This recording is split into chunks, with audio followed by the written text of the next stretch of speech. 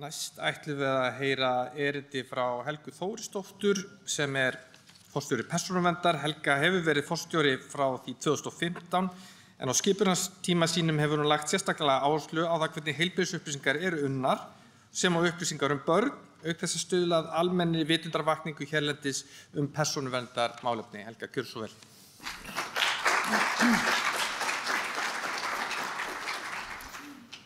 Takk fyrir kærlega. Það alveg frábært að vera með ykkur hérna í dag af því að við erum búin að læra það við sem búin að sitja frá morgunsárinu að samtalið eitthvað sem við þurfum að taka. Og ef það eitthvað þá held ég einmitt að ég standi hérna í dag út af alls konar misskilningi að persónusítin svo bannalt en ég vona að við getum komist eitthvað aðeins fram hjá því. Og mig langar svona kannski aðeins að fara í smá aðra átt og leyfa ykkur að koma með mér aðeins aftur til, ég segi ekki fortíðar, en ef við aðeins stöldrum við seinni heimsstyrjöldina, að það var í rauninni í framhaldi af henni og þeim hörmungum sem þá gerðust að þetta hugtak réttindi einstaklinga fóru að verða til. Og svo leiðir eitt öðru og 1966 þá eru komið með alþjóðasamning borgaraleg og stjórnmálaleg réttindi. Ég er lögfræðingur, ég meðvituð það, ég ætla ekki að þreyta ykkur of mikið, en svona aðeins bara að og síðan fyrstu persónuverndarlögin, þau eru sett hérlendis 1981. Þannig að þetta nú ekkert svo langt síðan að þetta allt saman fór að hendast yfir okkur og á sama árinu þá Evrópuráðssamningurinn búinn til og hann í rauninni samningur sem hvetur öll ríki í heiminum til að setja sér ákveðnar reglur hvað varðar persónuvernd og hann ekki svo fullgiltur hjá okkur fyrir 1991 og fyrstu lögin okkar einmitt og þarna samningurinn þau eru að tala vélræna vinnslu persónuupplýsinga. Það eru bara í tölvunni og gamaldags lyklaborð og slíku og síðan gerist það 1995 að mannréttindakafli settur inn í stjórnarskrána okkar. Þannig að hugtækin eða orðin friðhelgi einkalífs, þau bara í rauninni verða til í fyrsta sinn eiginlega í lögum á Íslandi. Og eins og ég sjá á glærunni að í friðhelgi einkalífs þá felst þarna í rauninni réttur manns til að ráða yfir lífi sínu og líkama og til að njóta friðar lífshætti sína og einkahagi. Og það frá þessum réttindum sem persónuverndin dregin. Bara þannig þið viti hvaðan við komum sem við erum að ræða persónuverndarsjónarmiðin í hlutunum í dag. Og ég meina það eiginlega bara þetta eru tiltölulega ný réttindi en hagsmunamatið gengur eiginlega bara út af þetta sem ég sjá í líka klærunni hversu langt má dagsdaglega ganga í að skrásetja líf okkar og í rauninni skrá lífshætti okkar og hagi. Þannig að þetta bara langaði mig að fá ykkur til að staldra við að því að þaðan við erum að koma frá þessu umhverfi við sem tölum þessi mál, þetta tungumál persónuverndarinnar. Hoppum fram 30 ár, örtækniþróun, það allt búið það allt búið að snarbreytast í okkur umhverfi og við erum alltaf komin í það að vera ekki með einhverja vélræna vinnslu persónuupplýsinga, hvað erum við að gera? Jú, við erum með stafræn fótspor og hvað þýðir það? Það þýðir það að þeir sem hafa þekkinguna, ég hef ekki þá þekkingu en það til fólk sem kann vel á tölvur, sem getur unnið í að í rauninni persónugreina okkur og skrá fótsporin. Ég meina, ég ekki að segja ykkur að það gerist fyrir okkur öll, en eitthvað sem fólk heldur, ég meina, ef þið sjáu eitthvað mengi af einhverjum punktum sem norska neytendaverndin gerði og maður heldur þessi sem ennþá að hugsa ég hef ekkert að fela, það hægt að finna punktinn og segja punkturinn heitir Helga Þórisdóttir eða eitthvað allt annað. Það hægt, en lendur maður í þeirri greiningu, vantarlega ekki, vonandi ekki, en þetta samt umhverfið og ég vil þess vegna þið staldrið aðeins við það með mér. Og aðilinn í Evrópu sem hefur eftirlit með öðrum persónuverndstofnana í Evrópu, eftirlitsstaðurinn þar heitir European Data Protection Supervisor. Og árið 2018 voru þeir búin að gera alveg svakalega flotta könnun sem ég ennþá bara að fletta upp í og lesa vegna þess að þetta var svo magnað að 52.000 mannlegir eiginleikar voru skrásettir þá. Ég meina, það dálítið mörg ár síðan 2018 var, þannig sé í þessum tækniheimi. Og hvað erum við að tala varðandi mannlega eiginleika? Jú, við erum að tala það að það mjög auðvelt að finna út manngerðin okkar. Frammistaða í vinnu, lánshæfi, heilsufarið, það náttúrulega bara það sem við erum að tala í dag. Og áhugamál okkar og venjur, og skiptir þetta ykkur máli? Jú, þetta skiptir máli að þetta mesta söluvara heimsins í dag. Og þess vegna, ég ætla ekki að vera partyspoilerinn, en sem betur fyrir var nafna mín Hauksdóttir aðeins að koma inn á þetta sama, að í Guðanabænum gerum þetta vel, flýtum okkur en af ábyrgð. Ég meina, ég verð líka svona í einlægni að segja að hræði mig örlítið þegar sagt verðum best í þessu. Ég meina, við höfum reynt að vera best í hlutum og það fer ekkert endilega alltaf best þannig, en eins og var komið inn á í morgun, gerum þetta bara vel. Gerum þetta betur heldur en það hefur verið. Ef við getum allavega að staldra við það, að þá heldur við séum á dálítið góðum stað. Og til þess að mæta þessu öllu saman, að þá setti Evrópa sér sameiginlega löggjöf. Þannig að ég ætla að fara að koma aðeins inn í svona aðeins leiðilegir og þurrari hluti sem heita lagagreinar. En aðalatrið bara þetta að það engar séríslenska reglur. Við erum skuldbundin til að fara sömu reglum í Evrópu sem hefur metið persónuupplýsingar sem grundvallar réttindi í lýðræðissamfélagi. Þarna erum við bara og þá erum við komin bildið inn í salinn í dag og þessa jafnvægislist. Að ég meina, hér stend ég sem forstjóri þeirra stofnunar sem ég stýri fullkomlega meðvituð fráflæði vandan á sjúkrahúsunum og hvað skiptir miklu máli að hátækni sjúkrahús séu notuð fyrir hátækni en ekki sem legudeildir og allt þetta. Við skiljum þetta fullkomlega og segjum bara áfram þið sem hafið dugnaðinn og þekkinguna til að vinna með þetta. En ekki fara á stað fyrir þið búin að máta ykkur við ákveðna grunnhluti sem í rauninni ekki svo erfiðir þegar kannski á hólminu komið. Og markmið náttúrulega þetta að í okkar samfélagi að við getum boðið upp á blómstrandi nýsköpun en líka vernda réttindi einstaklinga. Vegna þess að eins og segir í formúlunum fyrir nýju löggjöfinni, fyrir persónureglugerðinni, að mannhelgi. Ég meina, vélarnar eru frábærar og tæknin og tólin og róbótarnir, en við verðum að verja grunngildin og mannlega reisn í tæknisamfélaginu sem við búum í. Og þá er það lögin. Og ég ætla ekki að staldra við þetta, en bara segja ykkur þó þetta að persónuverndarlöggjöfin tæknilega hlutlaus. Og það þýðir það að það í rauninni verið að einfalda fyrir ykkur hvað þið að gera.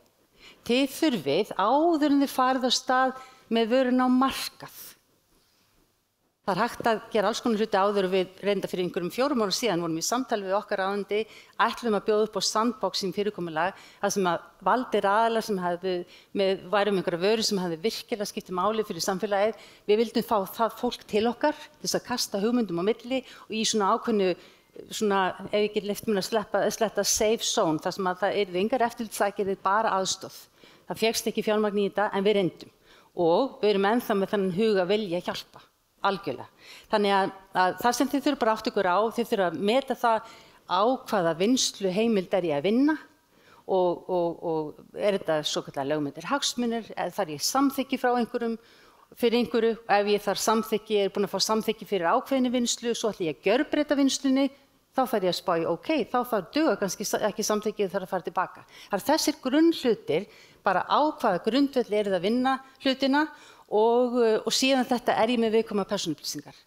Ég meina, við erum boðið hingað í dag og við erum mætt hérna í dag af því að hér verið að tala viðkvæmustu persónuupplýsingarnar eiginlega sem til sem eru heilsufarsupplýsingarnar.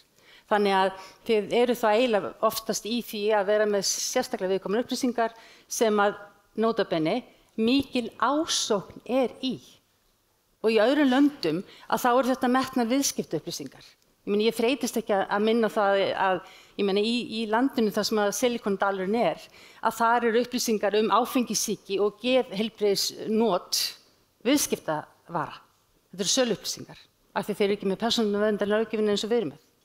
Þannig að þetta, þegar við erum að segja, passið ykkur að hlaupa ekki í einhverjar opnar lausnir, vitið þið hvaða lausnir þið eru að nota þegar þið ákveðið að fara með íslensku heilbrigðisgögnin í óvarðar opnar lausnir á netinu. Þetta að gerast. Við erum að fá svona mál á borð til okkar. Þannig að þetta það sem þarf að passa. Og innbyggð og sjálfgefin persónuvernd, lýsandi mjög á ensku því þá segir það data protection by design og by default. Bara þessi glæra og bara haldið áfram. Ef þið búin að tékka á þessa glæru, bara haldið áfram. Svo aðeins meira. Það í rauninni öryggi og trúnaður, þannig að það bara þetta að vera með einhverju skylt að passa upplýsingarnar ef þær eru persónugreinlegar. Það var aðeins kom inn á það einmitt áðan að kannski getið þið unnið með upplýsingar sem eru ekki persónugreinlegar og þá það bara náttúrulega ennþá betra því leytinu til þá þurfið ekkert að spá í persónuverndarlögin. En ef þið eru með persónugreinlegar upplýsingar, nota bene ekki bara út af persónuvernd í Íslandi sem bannar eitthvað og ekki bara út af einhverjum íslensku lögum, Evrópa ákvað að hafa þetta útgangspunktinn. Þannig að þið þurfa að taka þetta aðeins harðar upp að þið ekki bara kannski fúl út í okkur sem vorum á Rauðarárstíg og erum komin á Laugaveginn. Allavega, og þetta með aðgangsstýringar og loggun og þetta, og svo náttúrulega trúnaður starfsfólks, það hægt að vera með frábæra verkferla, en ef starfsfólk þekkir ekki verkferlana og tekur eins og ég sagði áðan vörðu gögnin í opnar bandarískar lausnir eða kínverskar eða hvað þið viljið, staldrið þið aðeins við. Þannig að eins og ég segi, gamla góða, kapp best með forsjá. Það hægt að fara bara kannski nógu hratt og enda vel. Af því að það síðasta sem við viljum gera að berja niður flotta nýsköpun af því að það var klikkað á 101 lögfræði í þessu. Þannig að við þurfum að finna einhverja leiðir og ég held að samtali hljóta að vera byrjunin.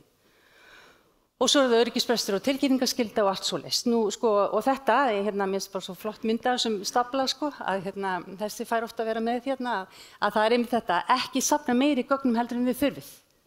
Og það önnur mynd sem var líka bara brandara sem að fólk situr innan staflana og þá var sagt í gamla daga bara safnaði fullt af gögnum og svo ákveðu notum síðar. Ekki, helst. Þannig að vitið hvað það að gera og haldið þannig áfram. Og gervigreindin fyrir mælandi fór bara mjög vel inn. Þið sjá hvað ég að halda þessu einföldu.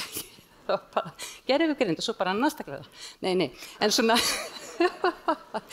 ángríns. Ef þið eruð í áhættukerfum, bullandi gervigreindar hætta á alls konar hlutum og þá þurfið að fara í helstu varkárnina en kannski er það lækningtæki og kannski eitthvað annað. Bara talið við þá sem að þetta þekkja, af því að almáttugur það ekki hægt að finna upp hjólið og við þurfum einhvern veginn að finna leiðir til þess að gera þetta auðveldara fyrir nýsköpunarfólk hérlendis. Hvað langt eftir?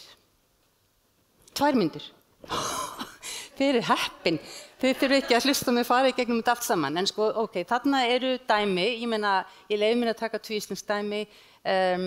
Allt bara þetta kannski því marki brennt að það verið að tala björgum Íslandi og björgum stöðinni algjörlega og við erum bara í persónuvernd algjörlega með ykkur í þessu en við verðum að finna leiðir til þess að gera þetta rétt vegna þess að þeir sem náðu ekki að gera þetta algjörlega rétt og þá ég aðalega kannski að tala fyrirtækin sem hérna undir þeir hafa lent í alveg svakalegum hlutum og margir hverjir bara hafa þurft að loka af því að ef þú ert ekki búin að huga nægilega öryggi þeirra gagna sem þú ert með þá það ekki bara fyrirtæki sem fyrir hausinn og slæmt jafnvel kannski fyrir samfélög heldur þetta bara fólkið sem þarna undir, sem búin að fá sínar upplýsingar út bara allan heim til hakkara sem að meðsvara með þetta og svo framvegis og svo framvegis og svo framvegis. Þannig að allavega ef þið hafið tíma að þá ég meina eins og Post Office Horizon í Breitlandi, þeir treystu kerfinu í blindni. Það var ekkert eins og maður segir human in the loop. Það bara, kerfið sagði, það vantar pening. Og hver var niðurstaðan? Yfirmenn hafa stólið. Þannig að menn voru ákærðir, settir í fangelsi, ég veit ekki hvað og hvað. Og svo kom bara ljós að það bara vill í kerfinu. Skatturinn í Hollandi, skatta- og tollyfirvöld í Hollandi, þau voru með algríma, frábært, hipp og kúl, verið með tæknina og bara hendum okkur af stað. Ekki satt? Nei, en þau gerðu það og þau fóru af stað með bara bullandi rasisma í algrímanum. Og hvernig var það? Jú, í velferðarkerfi fyrir börn, þá var það þannig að það var innbyggt í kerfið ef það væri nöfn sem hljómuðu sem væri útlensk í Hollandi og tvöfalt ríkisfang, þá ertu komin í áhættuhóp. Og þetta grafalvarlegt mál sem, þetta persónuverndarmál og það leiddi til þess að 1000 börn voru tekin af heimilum í Hollandi og ríkisstjórnin þurfti að segja á sig 2021. Þannig ég bara í einlægni bið ykkur, bara passið ykkur, hafið góð yfirsýn, hafið hlutin á hreinu, ef þið hafið hann ekki á hreinu, símtala á okkur í persónuvernd, biðjum stuttan fund, bara svona aðeins til þess að sjá hvað þið standið, eða talið við einhverja sem sérfræðingur sem eru tilorðið á þessu landi sem geta hjálpað alveg helling. Þannig að með þetta það segir bara gangi ykkur vel, takk fyrir og þið hringið.